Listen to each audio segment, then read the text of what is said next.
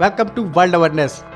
Indian navy के द्वारा जून और जुलाई तक 3 MH-60R हेलीकॉप्टर्स को इंडक्ट किया जाएगा।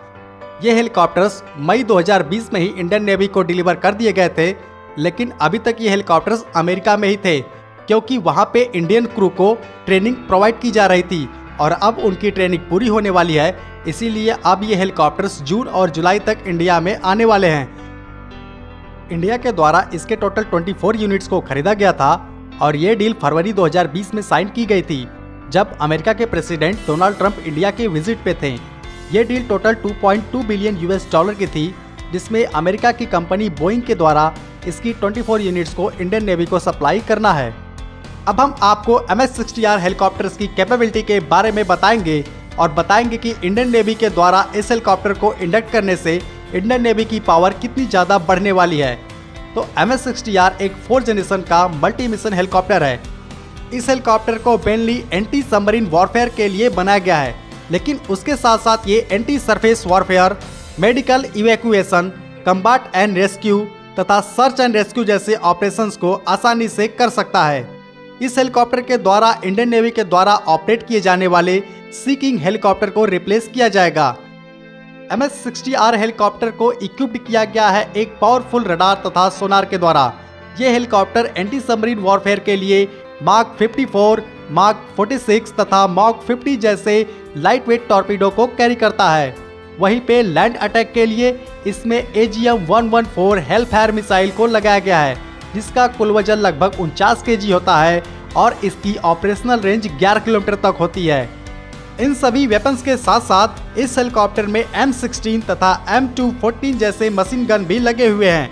अगर हम इस हेलीकॉप्टर के परफॉर्मेंस की बात करें तो इसमें 2 जनरल इलेक्ट्रिक की T700GE401C टर्बोसॉफ्ट इंजन लगे हुए हैं, जो प्रत्येक 1890 सॉफ्ट हॉर्स पावर की पावर को जनरेट करते हैं, जिससे इस हेलीकॉप्टर को जो मैक्सिमम स्पीड मिलती है वो 270 km/h की मिलती है। वहीं पे जो इसकी ऑपरेशनल रेंज है वो लगभग 830 किलोमीटर की है।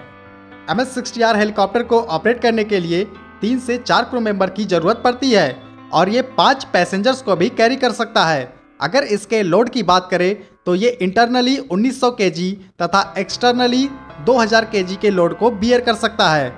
इंडियन नेवी इस हेलीकॉप्टर को अपने फ्रंट लाइन वॉरशिप में तैनात करेगी, क्योंकि इंडियन नेवी के द्वारा ऑपरेट किए जाने वाले फ्रंट लाइन वॉरशिप में ऐसे हेलीकॉप्टरों की काफ़ी कमी है, इसीलिए इंडिया के द्वारा इसका ऑर्डर भी प्लेस किया गया है। यह हेलीकॉप्टर एंटी सबमरीन वॉरफेयर के साथ साथ कई सारे मिशंस को आसानी से अंजाम दे सकता है और इसे दुनिया के सबसे best anti submarine warfare helicopter के तौर पे भी जाना जाता है।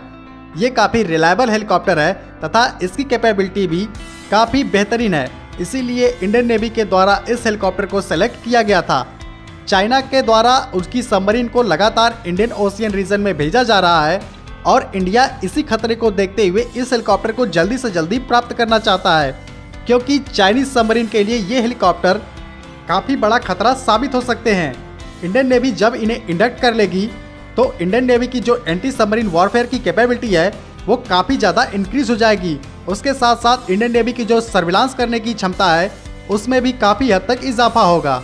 इंडियन ओशियन रीजन में चाइना के और चाइनीज नेवी के बढ़ते हुए प्रभाव को देखते हुए यूनाइटेड स्टेट ऑफ अमेरिका की तरफ से ये फैसला लिया गया था कि इन हेलीकॉप्टर्स की जो डिलीवरी है वो समय से पहले इंडिया को कर दी जाएगी और वो इसकी डिलीवरी स्टार्ट भी कर चुके हैं।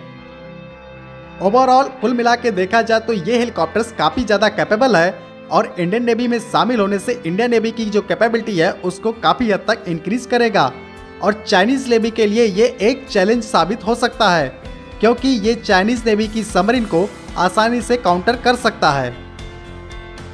आज की वीडियो को हम यहीं ख़त्म करते हैं। अगर आप चैनल पे नए हैं तो प्लीज़ चैनल को सब्सक्राइब जरूर करें।